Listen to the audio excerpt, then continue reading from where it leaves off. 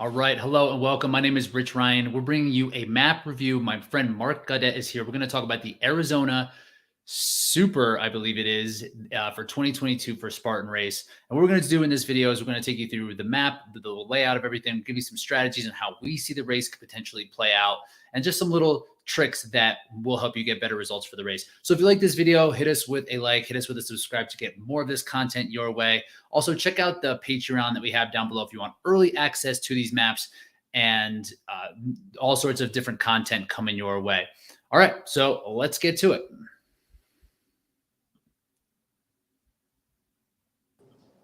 All right, Mark, you're there. What's up, dude? Hey, what's up, Rich? So this is the kickoff race of your season. I'm excited that you're going to be down there. So we're going to go over this map. What was your main takeaway when looking at this map for the first time? Yeah, so I think kind of the two takeaways I had was first is it's a very unique looking, course design where it's all generally in the same area. It looks like it's gonna be great for spectators. It kind of all weaves in and out of itself, and it looks like at any point during the race you're going to kind of know exactly where your closest competitors are, which is pretty unique. And then I think the second point is the really great dispersion of obstacles. It looks like there's not the typical gauntlet right there at the end or about mid race. It looks like it's pretty well spread out for the entire 10K distance. It's going to be great. I love the way this course looks. It's rare that we do get that, right? Because usually just logistically, it's hard for Spartan to take the obstacles out into the middle of the woods or up on top of the mountain. So it ends up being all the obstacles at like the spectator zones, like with those gauntlets that you mentioned. But this looks like it's just spread out. I mean, this course looks pancake flat and wide open. What kind of venue is this? Bell Bank Park? What is this? What I understand is that there's a permanent obstacle course located, somewhere on this property that we're Really? not. I think it's the obstacles be in and around there somewhere, but yeah, I think it's like a hard packed, already established trail with maybe some other obstacles around this course somewhere. But yeah, I don't have a true understanding of what Bell Bank Park is on the other 363 days of the year. Yeah, it's so it is going to be. What's the weather looking like on this day before we kind of get into like the obstacles in Arizona? In years past, it has been cold. It's cold where we are right now in Colorado, but I'm not sure if it's getting all the way down to Arizona. This kind of cold front. What is the weather looking like? Have you seen? Yeah, so every morning I added Mesa to my my weather app to check it in the morning to kind of compare it to what we're seeing in Colorado. And the last couple of days we've been seeing negative temperatures in the morning, and it's chilly. You're looking like 30s, 40s, kind of early morning, and then it heats up like really pretty quickly into the 50s by 8 a.m. and then it looks like it's going to get into the 60s and 70s this weekend. Okay. So you should be safe. I mean, unless, because I think that's what did happen I think this was 2 years ago, the time I'm referencing where the bars were iced over in the mornings. So it seems like that would be clear of that. So that's good. And then at the end, let's talk about some different footwear pieces that you might think. Actually, let's talk about, what do you think you're going to wear? What shoes are you going to wear for this? Where this looks like it's flat and dirt. Yeah, so I think I'm probably going to wear the VJ Max, just a smaller lug, and it's just really a really shoe that just really works so well in so much terrain. I think it's there's going to be a chance for some like rocks, like on dirt road types. So you might want a shoe that has some type of rock plate. If you run in something pretty minimal, you might catch that, that spare rock here or there on this, hard packed surface that, could cause you some trouble. Chances are, yeah. Could you hit that? Is there a way to silence that? You're blowing up. Yeah, that's my work phone right now. Sorry. Yeah, That's a different phone. yeah. Got all sorts of phones. People need to get a hold of you. But you're right. Like um, the chances are they're probably going to send you through some rough terrain. Just knowing Spartan, like looking at this map right now, it looks all kind of flat and groomed and fairly nice. But the way that Spartan typically goes is that there's going to be something like you're probably going to get some rocks. So I agree with you. I think a rock plate would be nice. I don't even think necessarily like a larger lug would be that necessary. I bet you could probably get away with, I mean, like a racing flat even on something like this, depending on like if this is loose packed sand or what it really looks like. But a shoe like the VJ Max, which is a more of a performance shoe, their names are kind of confusing me now because Max, I would think, wait, the Max is the one that they're a little bit more substantial, right? So that would give you some forefoot protection. Yeah. It's got a rock plate. It's kind of their second most cushioned shoe. It's the yellow, black, and kind of silver one. Right. And it's really, in my opinion, it's the most versatile OCR shoe that I've come across so far. So I think that'll work pretty well in the terrain. So let's get into it. So it starts off dead, like looks like maybe a slight uphill. So this is the super and sprint. We'll go over the super, and the sprint will kind of be an afterthought of it. So looks like it's going to be just flat. I don't think there's much elevation gain at all. Can you read what the elevation gain says on here? I mean, I think for the whole course, if I remember correctly, it was like 188 feet for the entire course. So, for 10K. Yeah. So there's not going to be that terrain or the elevation gain or loss really isn't going to play a factor into this at all, but it's going to scream out. But it looks like they stick a wall, the two walls pretty close to the start. So it was saying like, so it's like over walls, 6-foot wall, hurdles, and then vertical cargo is maybe a half mile in. Is that going to play into your strategy at all? Do you think you'll just be established through these walls? I mean, that looks like it's just so it slows down, just so you're not going out in like 450 is having these couple of walls and stuff in the middle. So what do you think about that? This like first mile where it's like walls, cargo, and then helix is the first real obstacle you see right around mile 1. Yeah. Generally in a race like this, you want to get out pretty quick, but I try to stay relaxed through the first couple walls there. And then, once, 90% of the field has like worn themselves out, like over the first 2 obstacles is like really the point where I start to pick up my effort level and kind of separate there. So I'll probably open up like coming out of that second wall and start hitting a little bit harder of an effort to get to that vertical cargo net with hopefully not that many people around me. Because that could be a bit of a log jam with vertical cargo. For the super, you probably will see the vertical cargo plus or whatever, right? Where they put the table on there. Right. But really, I mean, 2 competitors can probably go over that at once. 3 if like people are being really risky. So I would imagine like it would be good to kind of get some space for vertical cargo. So I like that what you're saying. Just be established, be calm, and then establish yourself after the hurdles, because people do get kind of wiped out in the first like quarter mile from the hurdles. And then it looks like we got helix, which is just a bump. Z-wall, same thing. I mean, those are 2 obstacles that are basically the same. They're like the same speed through them. It's kind of the same amount of people that are going to go through that. Being early, will you be risky? Will you try to go through helix and Z-wall quickly just so you can maintain position? Or knowing that sandbag is coming right around the corner, it looks like a pretty long sandbag, will you just not really press on those failable obstacles and just like catch up on the sandbag? Right. Yeah. I think the strategy there for me is kind of take it pretty easy through the Z wall and just make sure I get through it, not take any risks or chances that early in the race. And another, part of the strategy you want to think about is it shouldn't be too congested at that point. But during the warm up, you probably want to jog out there and find your line on that Z wall, find the wall that you want to get to, and then get out ahead so you can get to that wall and you don't get caught behind, someone who's either shaking the wall or slower on it. But that's one of the benefits of of kind of finding your line before the race is get out there and know which wall you want to hit. Yeah, and there's the ways they can be pitched in a certain direction, right? Sometimes they'll be set up on uneven terrain and they'll be like slanted. So you always want to be the one where you're not having gravity pull you off of the wall. And you actually like to look at the feet. You have a specific foot placement that you like, right?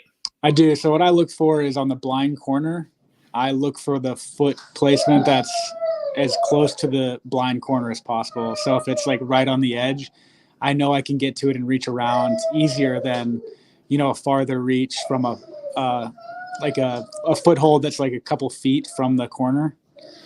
Right. It's just a harder reach around that blind corner. And then ideally I look for a wall that has the blind corner first. Just so you can get around that and you can kind of jump to the bell versus waiting for the blind corner last is just not ideal. But you're right. I think the pitch is the most important thing to ensure that you actually get through the obstacle. Yeah, because it's a good point, though, to bring up that it's like they're not all even. You would think that they would be all even, but they're not. Like each wall is a little bit different, which is a good thing to kind of like look at. And it's about a mile out, so if you're doing a 2-mile warm up, just run yourself down. It looks like parking might. I don't know where parking's in. Parking's probably going to be in this big spot right here. I don't see any roads. It doesn't look like there's any roads anywhere near here. Okay, and then sandbag looks like it's going to be long, long and flat, right? And early in this race, will you work this? I mean, if you consider carry as one of your strengths, will you put a move on here, considering, or like, because then bucket isn't until, where is bucket?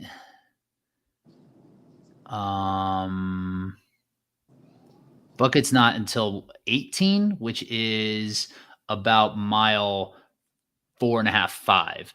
So this is at mile like 1.25, and you won't have another carry for another 3 miles and change. Will that play into how you want to hammer this, or will you just kind of be conservative because it is pretty early? Yeah, I think it's early enough that I'll probably gauge of what the lead pack there is doing. I know it's a pretty strong and deep field for just a regular regional race. But this is one where I'll probably make a game time decision and gauge what the pack is doing. I might see it as a chance, if everyone's being conservative, to try to open up and get everyone, pushing harder than they want to. Or, I might feel like I might be a stronger runner and just conserve through there and just try to hang with, whoever's out front at that point. Yeah, that's good. Just race it. Just see how it's going. Yeah, I think that's the move.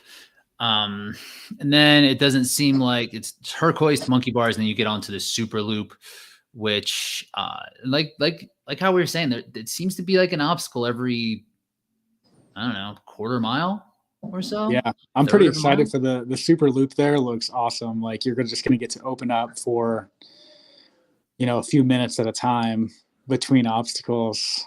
So I think we're going to be seeing some pretty fast paces out of everybody through that super section. Yeah, considering, you come out of pipe layer, which is 11, and that's, not taxing. Like you got a wall, then pipe layer, and then people are going to be fresh running into twister. You come out of that into stairway, which won't have the rock holds. That'll just be like the standard stairway, and then coming back around to Olympus. So there's gonna be some good running in there. That's looks like, where's mile 3 here? Yeah, a good mile where there's like 3 or 4 obstacles, but with a good space in between before you get to your first failable obstacle in Olympus, which is going to be a penalty loop. Now, Olympus is going to be dry, and that does matter for Olympus, right? Will you try to get your feet up on Olympus in a course like this, or will you go knees? Yeah, so I think my first year competing, I always tried to get my feet up on the old surface, but with the newer surface, I've just adapted, and I don't even mess with it now. I just go all upper body and just muscle through it. Are you crossing your arms over, or are you kind of... I cross over, a little more risky than just going, one hand hold at a time, but it's significantly faster. So yeah, I just, just muscle through it as fast as I can and definitely cross over hands. Yeah, because it's going to be at mile 3.5, so about halfway through this race, or a little bit over. Like the running is going to be really picking up. So I mean, every obstacle is going to matter here because it seems like people are going to have juice. There's going to be time to recover from the obstacles and time to kind of run in and out of them.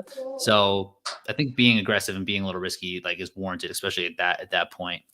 The box, bender, beater, these should all be fairly fine after mile 4. Then you get back into the sprint loop, which is kind of what we talked about, and that's where we pick up the bucket. So that's right around mile 5. And then it looks like there's a couple of obstacles right after. What are these obstacles here? It's 19. It's rope climb, rolling mud, barbed wire, dunk wall, and slip wall. So bucket is pretty late in the race, but there's 5 obstacles, quote unquote obstacles, that are pretty kind of slow. Mm-hmm. What do you think about that bucket placement? What would you do with this? Yeah, again, I think this is one where you gotta kind of see what how the race has played out to that point. But I think the bucket is an opportunity to push, because, like you said, those next few obstacles are just like, it doesn't matter if you're fresh, you're not getting through them that fast. True. And you're going through them about the same speed when you're gassed. So I think, bucket is one where you might want to push, given the obstacle placement. Definitely don't lose spots, right? Right. Engage in that and go. That's a good point. Because those next ones, you're not going to catch anybody. No one's really going to catch you either, because they're just slow obstacles. So right. I like that. I think that's cool. I think that's a good point. If you can get in, the rope climb might be something that you could lose some space if you are gassed and you just aren't aggressive on it. But I would be aggressive on that rope climb and try to get up it and down it as fast as possible, even if you're feeling like you're tired, because you have 4 obstacles after where you can kind of catch your wind. Right. Yep. It looks like this is kind of cool. I don't love the rolling mud, dunk wall, slip wall finish. It's anticlimactic for the reasons we just mentioned. It's slow, not hard, and then walk across the line because you're already kind of done. But this race, there's some running. It looks like you get after the slip wall, and I don't know, it's not going to be a ton of run, but there's some running into the inverted wall, and then a little bit of running to multi-rig, and then a decent chunk of running into spear throw. So that's another thing to keep in mind. After bucket, you might get your wind, but you're gonna have to come out of the slip wall and really run. This is the last mile. This is gonna be almost where you have to kick. Would you kick on this, or would you just kind of maintain and hold something for spear? Yeah, I think I'm probably gonna kick at that point. Depending on where I am in the race at that point, standings wise or placement wise. But I think this is a huge opportunity to, if you're as far back as 15 or 20 seconds on someone coming into that running segment, it is in most races, you're kind of toast at that point with that little, but with a running segment like that into a spear throw, you could erase that lead in a hurry if you close 5 seconds on the run and then, you get your spear and throw. So I think you're going to see some really exciting finishes throughout the entire field. The spear is almost too late to conserve for. You're right. You got to go. You just got to get through this thing. Dry conditions will make the multi-rig easier than an East Coast or a Midwest race or a Southeast race, just because the humidity's not there. So I wouldn't worry about that. And I think you're right. You got to go. You got to go and you got to press. And you got to get there. And then there's a little there at Atlas. That's a late Atlas. It is. I don't think I've ever seen it that close to the finish line. Me neither. And the spear is a penalty loop. There's been some penalty loops that have been pretty weak. I think Utah's last year was pretty weak from spear, but who knows? There's a lot of open room here. They could send you way out. I don't know what they would do for the penalty loop here. Yeah, it's an interesting Atlas. How do you go fast on that? Have you seen how Atkins puts it on his shoulder? Yeah, I think, I don't know if I just have the brute strength to I can get it up there, but he just gets it up there so fast as he's moving. Like picks it up with his hands and it makes it like worthwhile for me. I just like throw it in the gut and just run with it. Yeah. Yeah. I think that's probably the best technique, the way he does it. But I think I would waste time getting it to my shoulder that I can just move it faster in the gut. Yeah. You just got to pick it up and go. like being as secure as possible. But again, because it's dry, it might not be muddy. It might be easy just to kind of pick up. So I think you're right. Just like picking it up and go. I don't think you're even going to save that much time, shoulder to stomach. And then you got a sprint to A-frame cargo. And man, do I wish this A-frame was like, I don't know, in the middle of where a multi-rig and spear would be. I mean, again, it takes away some of that running that we just talked about. But how sick would it be if it was like a quarter-mile finish of just running after Atlas? Yeah, I think that's a great point. We saw it in Asheville last year where they had the longish running segment to finish the race, and it did lead to some pretty killer finishes with, I think it was Chris Brown and Batress, Lindsay and Annie. They were on that stretch together. Kempson was in there. I know Gaudet and Kirk had like a battle to finish. Like you're right. That last, like, putting 300 to 400 meters of running at the end really does add a level of excitement. Every map review we do, I'm going to complain about the last quarter mile not being clear. And that's just going to be, I'm going to be consistent through 2022 on this until somebody listens. But yeah, I mean, overall, this is a race. This is a course. And we've talked about this and some of the other members of TORC. And I hear about this a lot. It's like, you don't feel like you're really giving everything you got because like things kind of slow you down. But this last mile or so, you should be able to hammer. Oh yeah, absolutely.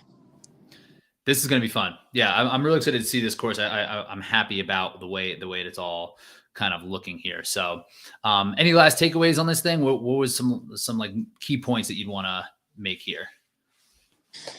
I think we've touched on most of it, but I think overall, like one of my takeaways is, like you said, this is not one to necessarily like hold back on. You're just going to find yourself out of contention if you just kind of conserve. This is one you just got to kind of attack the course, because you have these long running sections, and there's really nothing to conserve for. There's no like gauntlets that, you got to worry about your grip strength given out, or, back-to-back carries or anything, or any crazy elevation or terrain that you're going to encounter. You just got to, this one, I think you just got to be wide open from the get-go. You just got to go. I agree. I think it's going to be fun. I like the way this course looks much better than Jacksonville. This will be much more fun than Jacksonville. I completely agree. Yeah, I looked at the Jacksonville course, and it looked very similar to the last few years there. It's almost identical.